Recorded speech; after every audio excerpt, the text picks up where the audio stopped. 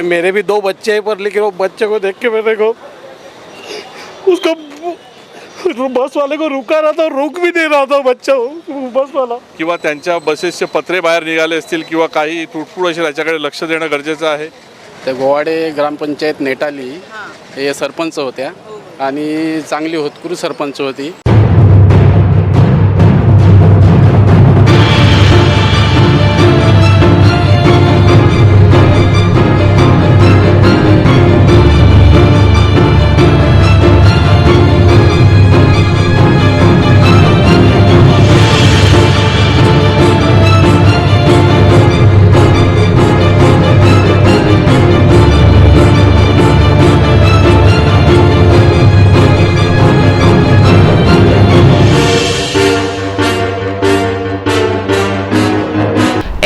बसची एका दुचाकीला धडक बसल्यानं या अपघातात दुचाकीवरील नेटाळी गावाच्या महिला सरपंच यांचे जागीच दुःखद निधन झालंय. सोनल नंदू लोखंडे असे या मृत महिलेचं नाव आहे. ही घटना आज 12 वाजण्याच्या दरम्यान मनोर रोडवर घडली. मिळालेल्या माहितीनुसार पालघरवरून विक्रमगड ही बस विक्रमगड येथे जात होती. ही बस मनोर या ठिकाणी आल्यानंतर मस्तान नाक्याच्या दिशेने जात असताना सूर्या कॉलनी जवळ या बसची धडक मनोरवरून पालघरच्या दिशेने नेटाळी येथे जात असलेल्या एका दुचाकीला बसली. या दुचाकीवर नेटाळी ग्रामपंचायतीच्या सरपंचा सोनल लोखंडे, त्यांचे पती नंदू लोखंडे व 2 चिमुकले होते. ते या धडकेत खाली कोसळले. हे पाहता क्षणी रोडच्या कडेला असलेल्या एका दुकानदाराने व इतर काही नागरिकांनी मदतीसाठी धाव घेतली व त्यांना तातडीने जवळच असलेल्या सह्याद्री हॉस्पिटलमध्ये दाखल केले. मात्र या महिलेला डॉक्टरांनी तपासून मृत घोषित केले. या महिलेचा मृतदेह सह्याद्री हॉस्पिटलमधून मनोरच्या ग्रामीण रुग्णालयामध्ये शवविच्छेदनासाठी पाठवण्यात आला आहे. तर या अपघातात पती व एक 1.5 वर्षाचा चिमुकला सुखरूप बचावला आहे. मात्र दुसरा 6 महिन्याचा चिमुकला मात्र गंभीर जखमी झाल्यानं त्याला उपचारासाठी सेलवासा येथील विनोबा भावे रुग्णालयात दाखल करण्यात आला आहे, अशी माहिती मिळाली आहे. मात्र या घटनेने अनेकांमध्ये महाराष्ट्र राज्य मार्ग परिवहन महामंडळाच्या एसटी बस व बेदारकपणे बस चालवणाऱ्या वाहन चालकांबद्दल संताप व्यक्त केला जात आहे.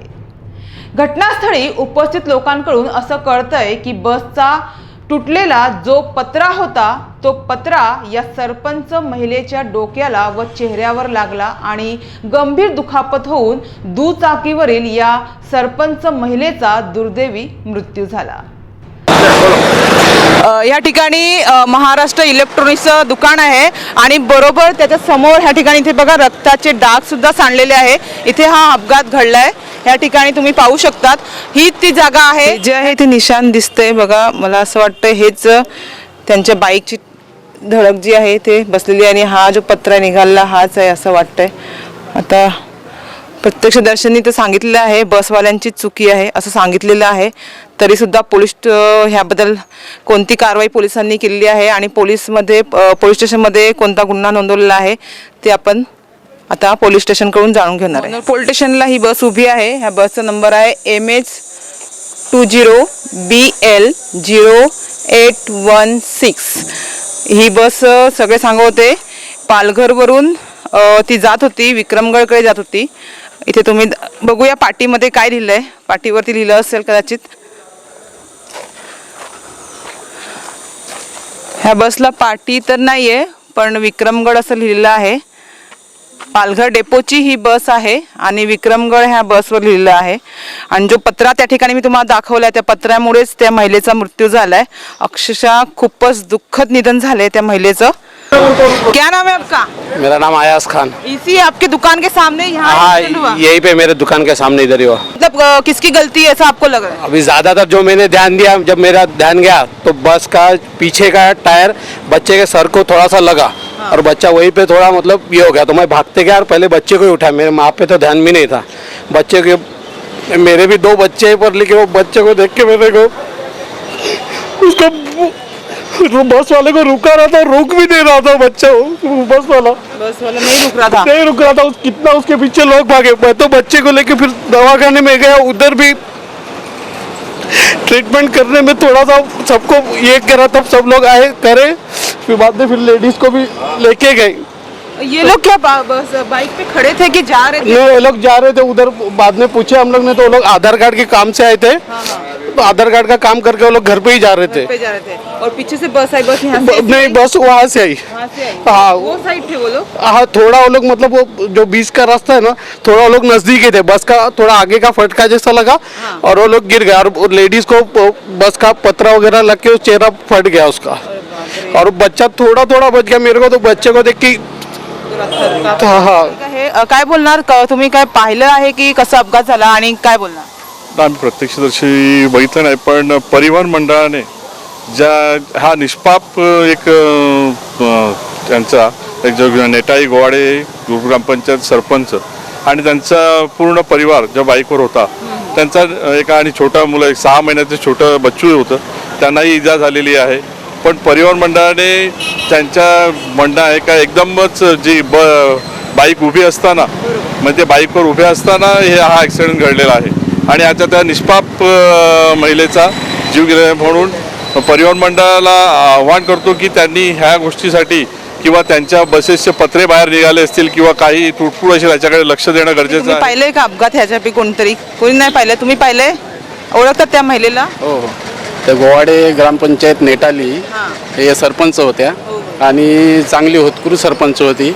म्हणजे परिवहन यांचं जे पत्रे किंवा त्यांचा कुठलाही असा एक पार्ट असतो तो बाहेरच असतो कधी पण, आणि त्या हलगर्जीपणामुळे हे काय दुर्घटना झालेली आहे. आणि बाईकवरती त्यांची अख्खी फॅमिली होती. म्हणजे ते दोन निष्पाप दोन पोरं लहान मुलं, त्यांचाही त्यांनी घात घेतला असं म्हणावं लागेल.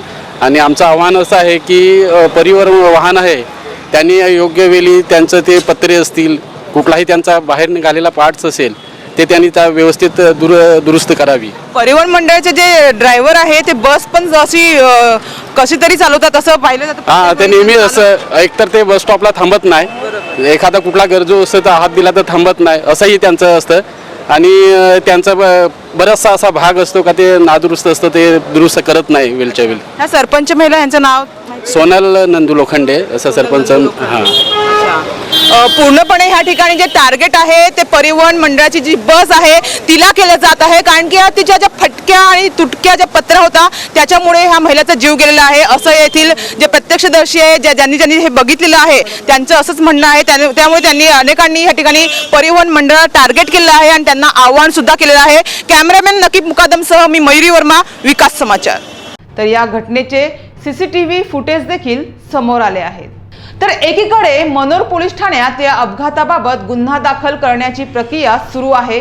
मात्र ही पालघर डेपोची बस जे चालक चालवत होते म्हणजे बस चालक, त्यांच्याशी आम्ही बातचीत केली असता त्यांनी कॅमेरासमोर बोलण्यास मनाई केली व सांगितले की आमची बस पूर्णपणे पास झाली होती. ते दुचाकीस्वार समोरून आले व त्यांना बसची धडक बसली. मात्र आम्ही सुद्धा काय करणार, गर्दीच्या ठिकाणी आम्ही बस पळवू शकत नाही.